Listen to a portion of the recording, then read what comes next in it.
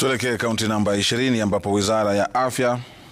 imetoa tahadhari kwa wazazi kuchunguza mienendo ya watoto wao ili kukabiliana na utumizi wa dawa za kulevya, ikisema hulka hii imesambaa sana na inachochewa pakubwa na mabadiliko ya mitindo. Akizungumza wakati wa iftar kwa waumini wa Kiislamu huko Kirinyaga,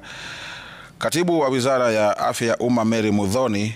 pia amewataka viongozi wa misikiti na wa Kiislamu kushirikiana na serikali katika kukuza mienendo safi kwa vijana.